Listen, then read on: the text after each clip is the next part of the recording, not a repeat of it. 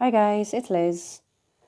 So I just uploaded a video and I deleted it again because I thought this was probably not the way to do it. And also because I've talked to the person that I wanted to support and it made me reconsider.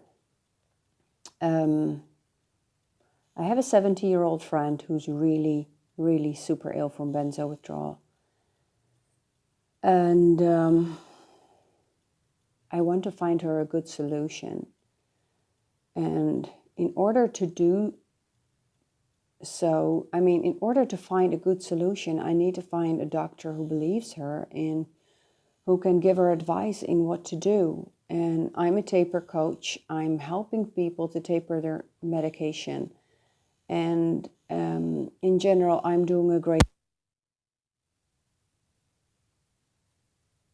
advice about medication. I really don't have the knowledge. I have some experience, but it's not safe if I would advise, but also I really don't know. Like, she is having severe nerve pain, and I want her, to get rid of some of the pain so she can make it through till the end.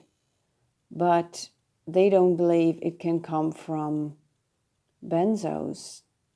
She's on 1.7 Klonopin, and I just started a taper with her. She is a pretty strong-headed lady, tapering when actually I'm advising her maybe to hold. But, it's her life and it's her body, and she needs to get to the end. And she knows that if she will not taper, she will never get there. So I don't blame her for tapering.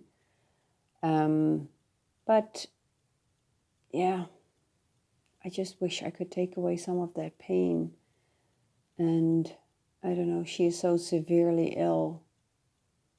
And she is in this process of finding, a way to end her life. This is an option in the Netherlands, to euthanize yourself if there is endless suffering that cannot be solved anymore. So, but the doctor she talked to today at least doesn't believe that there is no solution anymore. So he didn't grant her the euthanization, which I'm very, very happy about. I'm fighting for her life.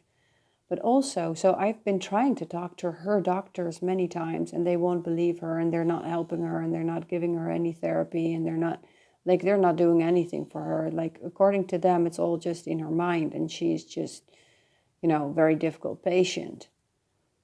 But the good thing is that this doctor who came to check if she was a good candidate for, a quick way out of this life, he at least said, like, you're not, it's not like there's no treatment for you anymore. We can really try a lot. And that is absolutely true. I agree with that. There was just nobody who wanted to listen to her anymore. Nobody wanted to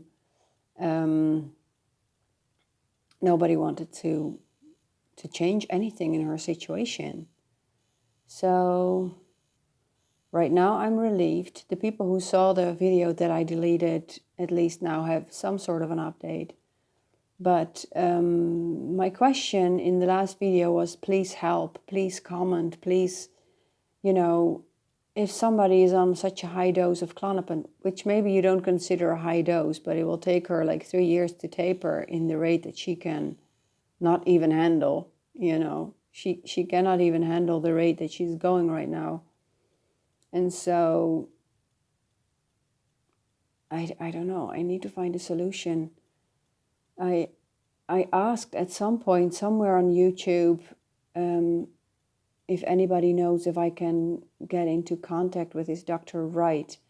Dr. Wright was the guy who was in the Benzo Awareness Day in the bed.org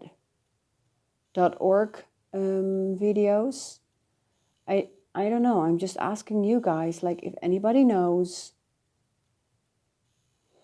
how to contact him, or if anybody has a great doctor who's willing to talk to me and who's willing to give their knowledge, or to give a call to a colleague here in the Netherlands. I mean, I don't mind. Like, I'm fighting for a life.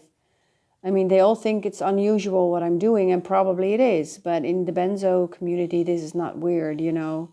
You will go to the end of the world to save someone, or to find your answers. And I need answers, guys. Where do you go if your patient is ready to kill him or herself, and there's no doctor listening? Like, what do you do? It's my challenge, apparently. I know that this is a unique situation. You will all be wondering, like, you know, why don't you, or are you in the right business if you're making a video about this? I know I'm doing the right thing. She is very unique, this patient, and this is a unique situation. And as long as we're all learning, and I don't have any resources here in the Netherlands to do it in any other way. I don't have a doctor who's really willing to listen. Like, we have one addiction doctor who in the community in the Netherlands, it's, you know, he sort of is the one to go to. But he's the same doctor that will say that it is atypical for benzo withdrawal to have a foggy head and pain in your brain, and, you know, to have pressure in your brain. I mean, how is that atypical? I mean, and he's the best doctor we have here. So I have no other solution. So I'm really asking you in the community, if you have any doctor who is willing to think with me, who people can go to, who they can consult, you know, in what are their options. I know that in general, you know, I'm against medicating anybody any more than there already are. But sometimes the withdrawal apparently can be so horrific, and the tolerance withdrawal seems to be above everything else, you know. I don't know, and kindling makes it worse. All these things apply to this lady. She's kindled in 100 different ways, tapered in a bad way, taken cold turkey, is almost like in 5 weeks taken off a high dose of Klonopin. And now she's back on, but it's not helping. And she cannot get off. She cannot stay on. So I'm rambling around a little bit, as you can see. Please let me know.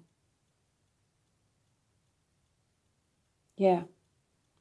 I hope you can give this video a thumbs up, send it to everybody you know, and just to support this video and to support my search of looking for answers. It would be great. Thanks, guys. Bye.